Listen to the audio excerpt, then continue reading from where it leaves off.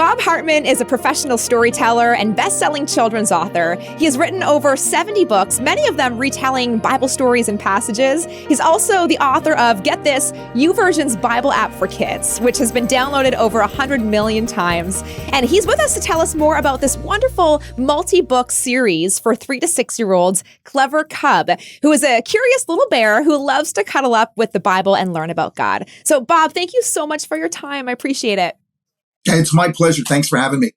So there are 16 books in this series from the Old and the New Testament with lessons on the birth of Jesus and creation and singing praises, giving thanks, everything. What did you set out to do with these picture books? I think the idea was to create a set of characters that kids would relate to, particularly Clever Cub, but also to kind of present the mom and the dad who find ways to introduce biblical teaching into his experience as he wrestles with all the things that kids wrestle with.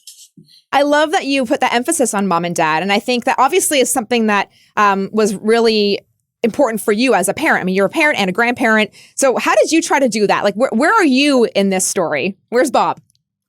Bob is the guy who's trying to do what Papa Bear's doing it, and probably doing it more clumsily than Mama Bear.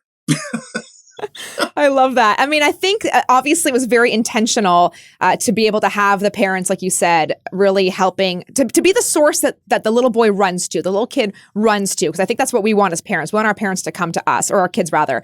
But talk to parents about parents as disciples.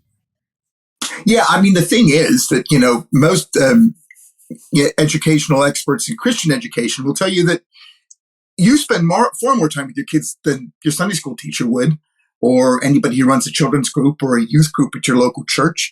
So really, you've got more opportunities to share your faith with your kids than they do. I think what we find, surveys have suggested that parents struggle with that. They're not quite sure how to introduce it. They wonder what will happen if difficult questions come up. They fear they don't know enough about the Bible. And I think all these books attempt to do is to say, look, the Bible is mostly story in nature. If you find a story that fits where your kid's at and it sort of, meshes with his story or her story, then tell that story and try not to make it any more difficult than that. I like that. I like that you're saying just keep it simple, because that's how I feel too, even as a parent. My kids are young and it's like I want to be able to constantly tie it in with the Bible so that that's what they do. They'll turn to the Bible. But it does feel a little bit like I'm unequipped sometimes to be able to say, oh, this story, this was the lesson. So I love that you have a book for each of these. I think parents really want the whole collection so that they too can kind of pull out the right book at the right time. There you go. So how did you find your purpose and your mission then in life as a storyteller? How did that happen? Well, I started out as a pastor of a church, and I enjoyed lots of that. But what I enjoyed mostly was the communication side of things.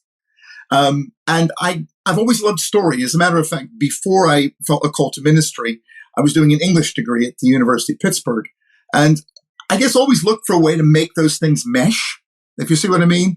And so having been in the church for about 8 years, I had the opportunity to join together with my brother, who did children's theater, to create a storytelling troupe, basically.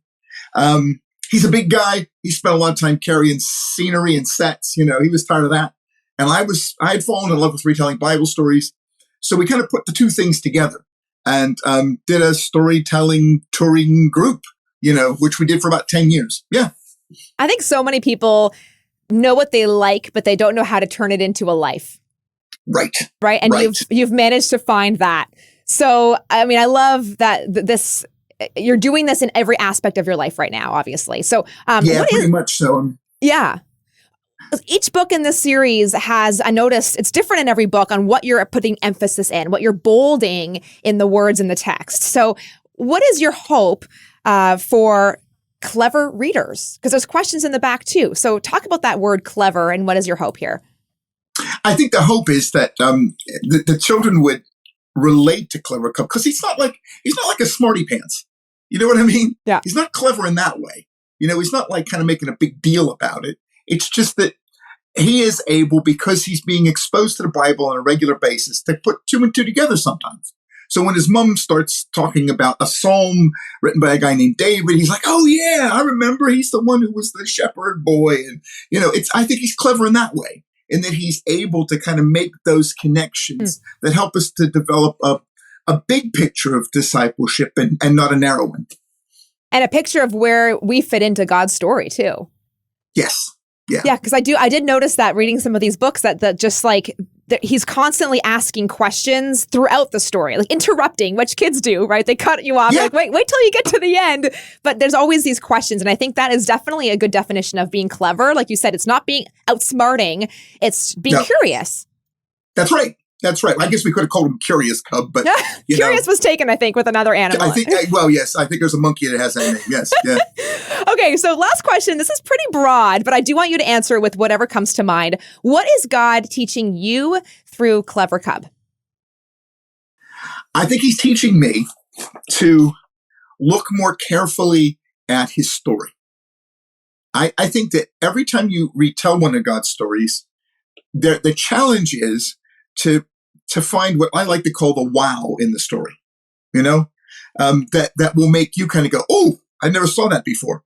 And will make the child or the adult, if you're writing it for adults, make them kind of go wow as well. So I think the challenge is, yes, you're familiar with these stories, in my case, you've probably retold some of them, 20 times, maybe more than that in some cases, but stick with it. Continue to mine what it is that I've given you and that I want you to pass on, because you're always going to find something new.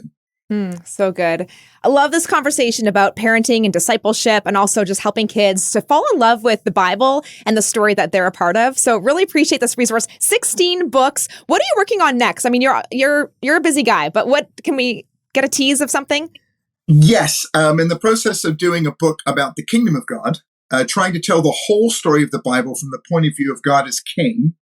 And I've got this book that's going to come out next year. That's kind of it's a way of dealing with the kingdom of God, but with three very unusual characters who meet somebody called the Lamb King. I'll just give you that much. Okay. Who meet somebody called the Lamb King in a playground, and are kind of introduced in a very subtle, unusual way to what the kingdom is all about. Interesting. And someone with a gift of storytelling like you obviously has a gift of character development as well. So this is very intriguing. Really appreciate it. There's some fun characters in this one too. But of course, Clever Cub is the one that our kids are looking at, 3 to 6-year-olds with this series. Bob Hartman, thank you so much. Oh, it's my pleasure. Thanks for having me.